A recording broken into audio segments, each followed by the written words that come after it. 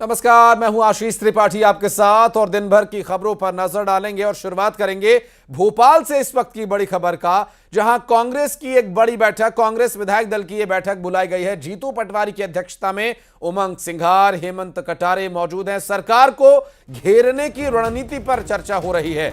उमंग सिंघार, हेमंत कटारे और नवनियुक्त अध्यक्ष जीतू पटवारी ने यह बैठक बुलाई है। आपको बता दें कि विधानसभा में सरकार को घेरने के मकसद से सभी विधायकों को बुलाया गया कांग्रेस पार्टी के, और इस बैठक के माध्यम से आगे की रणनीति पर विचार चर्चा की जा रही है।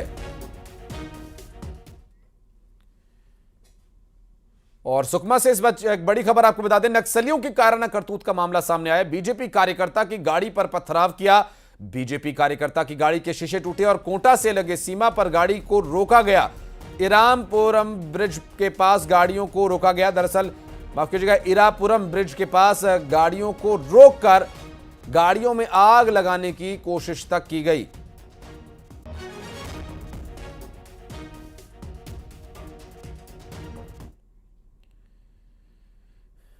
सुकमा में नक्सलियों ने जमकर उत्पात मचाया। कई गाड़ियों को नक्सलियों ने आग के हवाले कर दिया। 2 ट्रक्स और एक ट्रेलर को आग के हवाले कर दिया। वहीं आंध्र प्रदेश की यात्री बस को भी निशाना बनाया गया। बस में करीब 20 यात्री सवार थे और नक्सलियों ने बस पर पथराव किया। यात्री 3 किलोमीटर पैदल चलकर इंजाराम सीआरपीएफ कैंप पहुंचे।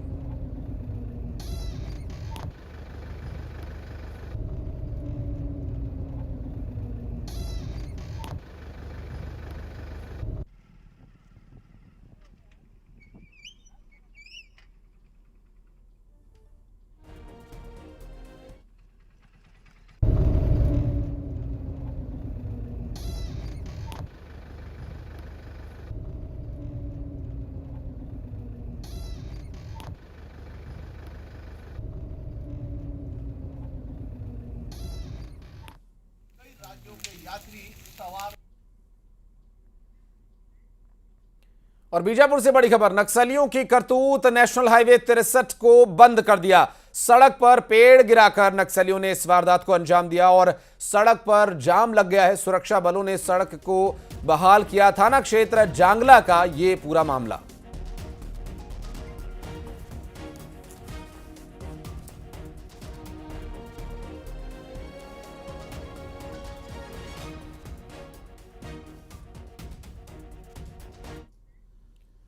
सुकमा में नक्सलियों ने जरूर उत्पात मचाया है, लेकिन सीएम विष्णुदेव साय के निर्देश के बाद सुरक्षा बलों ने नक्सलियों के खिलाफ अभियान तेज कर दिया है।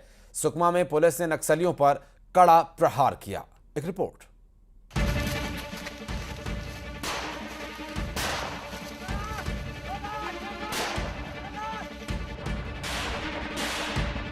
सुकमा में पुलिस और नक्सलियों के बीच मुठभेड़ हुई। जवानों ने नक्सलियों के कैंप पर धावा बोला। दोनों तरफ से हुई गोलीबारी में करीब 5 से 6 नक्सलियों के घायल होने की खबर है। जवानों ने नक्सलियों का कैंप ध्वस्त कर दिया और मौके से भारी मात्रा में सामान बरामद किया गया। थाना चिंतलनार के नागाराम एवं गुत्तापल्ली के आसपास के जंगलों में नक्सलियों के उपस्थिति की लगातार आसूचना आ रही थी।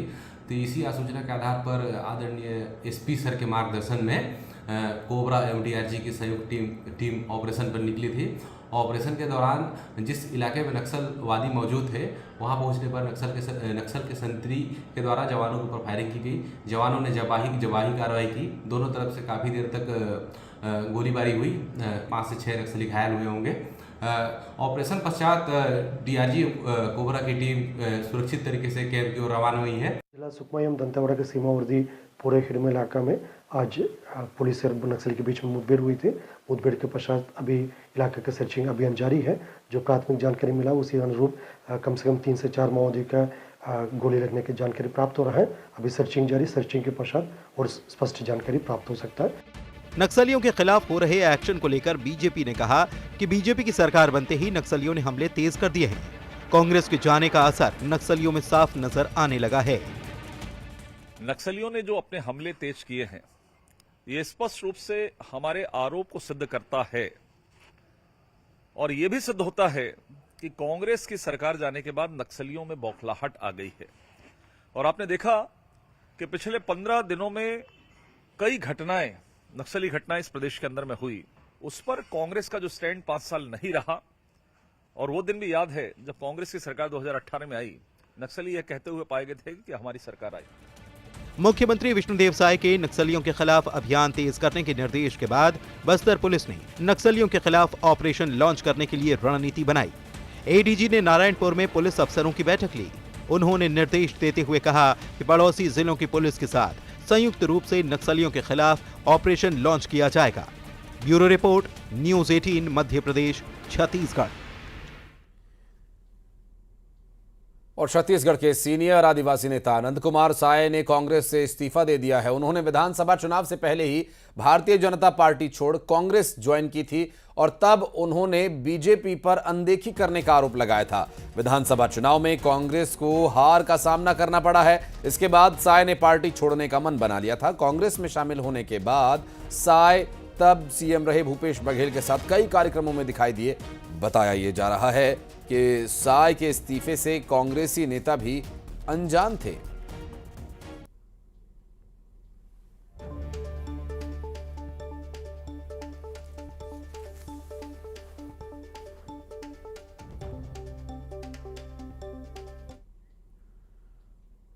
नंद कुमार साय के इस्तीफे पर पूर्व मंत्री अमरजीत भगत ने बड़ा हमला बोला। अमरजीत भगत ने नंद कुमार साय को बीजेपी का जासूस बताया।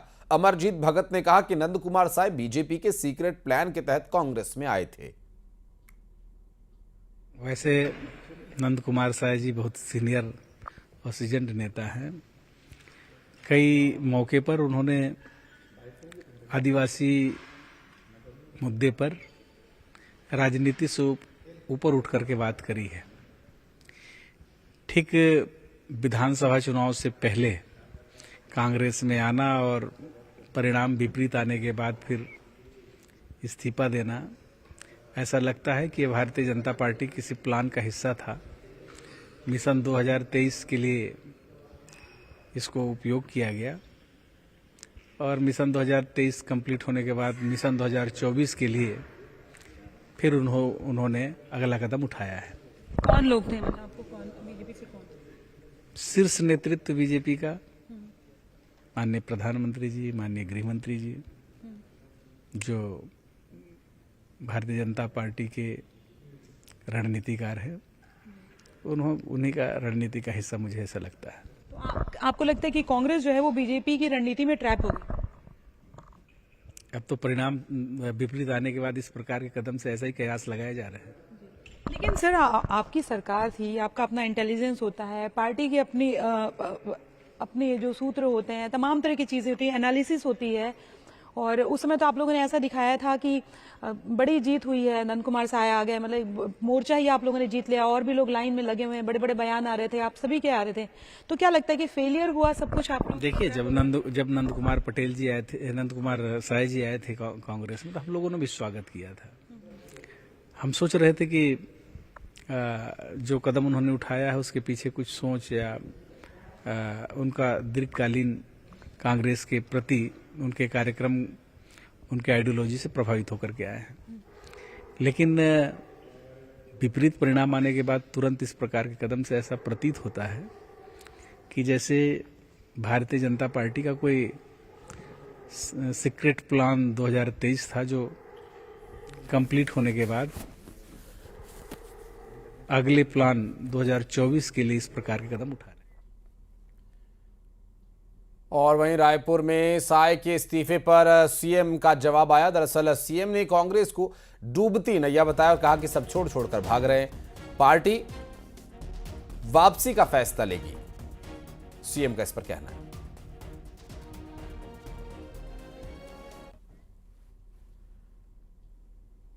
कवर्धा जिले में मेडिकल कॉलेज खुलने की दिशा में एक कदम और आगे बढ़ाया गया। सांसद संतोष पांडे ने केंद्रीय स्वास्थ्य मंत्री मनसुख मांडविया से मिलकर कवर्धा जिले में मेडिकल कॉलेज खोले जाने की बात की है और इस बाबत जब उन्होंने पत्र सौंपा तो उस पर आश्वासन मिला। कवर्धा जिला बैगा आदिवासी बाहुल्य क्षेत्र है, जहां बेहतर स्वास्थ्य सुविधाएं नहीं हैं।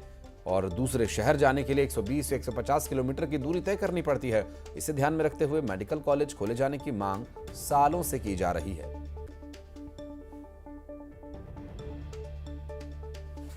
माननीय मनसुख मांडविया जी से आज भेंट हुई और वार्ता में उन्होंने यह स्पष्ट कर दिया कि जितनी भी बाधाएं हैं उसको जल्द दूर की जाएगी और जो कबीर धाम में मेडिकल कॉलेज खुलना है उसका मार्ग प्रशस्त होगा। बिलासपुर हाईकोर्ट से बीजेपी सरकार को झटका लगा। कोर्ट ने महिला आयोग की अध्यक्ष किरणमयी नायक को पद पर बने रहने का आदेश दिया है और नायक को पद से हटाने के आदेश पर रोक लगा दी है। साथ ही उन्हें सुरक्षा मुहैया कराने के निर्देश भी दिए गए हैं। मामले की सुनवाई जस्टिस एनके चंद्रवंशी की सिंगल बेंच में हुई। बता दें कि सत्ता परिवर्तन होते ही 15 दिसंबर को सरकार ने सभी राजनीतिक नियुक्तियों को निरस्त करने के आदेश दिए थे। इसमें सभी आयोग और मंडलों के अध्यक्ष सदस्य शामिल थे और आदेश के खिलाफ अध्यक्ष किरणमयी नायक ने हाईकोर्ट में याचिका लगाई, जिस पर कोर्ट ने महिला आयोग के अध्यक्ष किरणमयी नायक को पद से हटाने के आदेश पर रोक लगा दी है।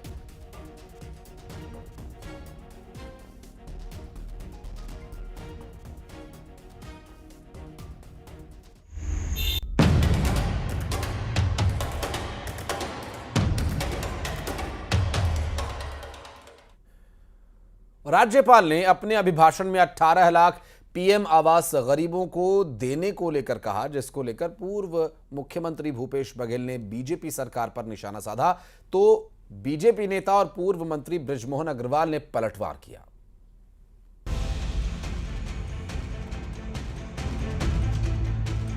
राज्यपाल ने अपने अभिभाषण में 18 लाख पीएम आवास गरीबों को देने की बात कही, जिस पर सियासत शुरू हो गई।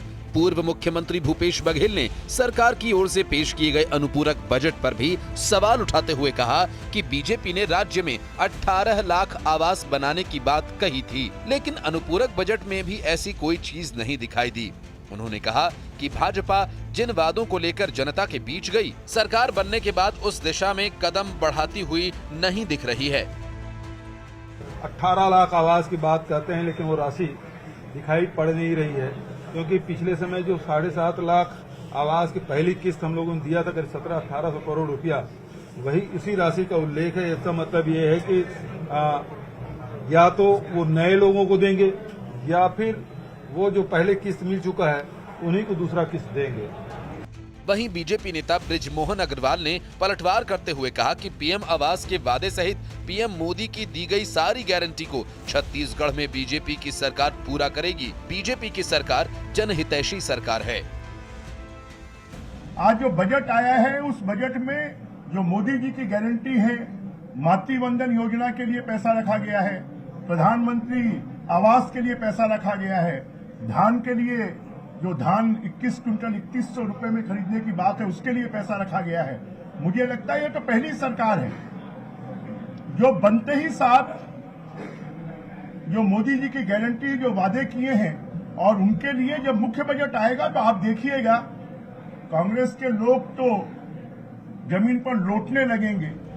विष्णुदेव साय के नेतृत्व वाली बीजेपी सरकार ने प्रधानमंत्री आवास योजना के तहत ग्रामीण क्षेत्र में लाभार्थियों के लिए 18 लाख घरों को मंजूरी दी है। बीजेपी ने विधानसभा चुनाव में पीएम आवास को बड़ा मुद्दा बनाते हुए बघेल की सरकार पर केंद्र की योजनाओं के साथ सौतेला व्यवहार करने का आरोप लगाया था। Bureau report, news 18 Madhya Pradesh, Chhattisgarh.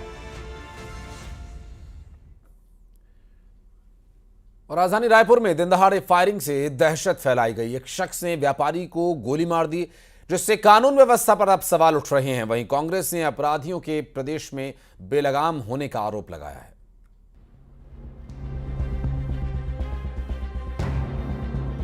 Raipur के लाभांडी इलाके में पुरानी शराब भट्टी के पास दिनदहाड़े फायरिंग हुई है। एक युवक ने व्यापारी को यहां गोली मार दी, जिससे वो गंभीर रूप से घायल हो गया। व्यापारी को इलाज के लिए अस्पताल में भर्ती कराया गया है। पुलिस ने आरोपी को गिरफ्तार कर लिया है। तेली बांधा थाना क्षेत्र में इस वारदात से सनसनी फैल गई। आरोपी के पास से देसी पिस्टल और 2 कारतूस बरामद किए गए हैं। पुलिस को इस मामले में सुपारी किलिंग का भी शक है। उसे अभी इलाज के लिए भेजा गया है। अपर बॉडी में जो कट्टा है उससे गोली लगी है, उन्हें हॉस्पिटल में इलाज के लिए। आउट ऑफ डेंजर है सर, ये गंभीर है? वो अभी डॉक्टर्स भी क्लियर कर पाएंगे। उनका इलाज अभी शुरू हो गया है और जो भी घटना है उसकी पूरी जानकारी ले सकते हैं। इधर राजधानी में गोली चलने की वारदात पर कांग्रेस ने प्रदेश सरकार पर निशाना साधा। कांग्रेस संचार प्रमुख सुशील आनंद शुक्ल ने कहा कि प्रदेश में अपराधियों के हौसले बुलंद हैं, अपराधी बेलगाम हो चुके हैं, एक बार फिर से वही आतंक का दौर लौट रहा है। बेहद ही दुर्भाग्यजनक है कि भारतीय जनता पार्टी की सरकार को बने अभी एक हफ्ता नहीं हुए हैं, प्रदेश में अपराधियों के हौसले बुलंद हो गए हैं, अपराधी बेलगाम हो चुके हैं, सरेआम लोगों की हत्याएं की जा रही हैं, गोलियां चल रही हैं। राजधानी रायपुर में एक बार फिर वही आतंक का दौर वापस आ गया है जो 2018 के पहले था। गोलियां मार के लोगों को लूटा जाता था, अपराधी पकड़े नहीं जाते थे। एक बार फिर से गोलियां चलाई गई हैं, अपराधी बेखौफ होकर घूम रहे हैं। यह है भारतीय जनता पार्टी का जंगल राज जो छत्तीसगढ़ की राजधानी रायपुर में एक बार फिर से वापस आ चुका है। अपराध पर सियासत अलग बात है, लेकिन राजधानी में जिस तरह से युवक ने ताबड़तोड़ फायरिंग की और व्यापारी को गोली मार दी, वो चिंता का विषय है। खाकी पर तो जरूर सवाल उठेंगे। Bureau report, news 18, Madhya Pradesh, Chhattisgarh.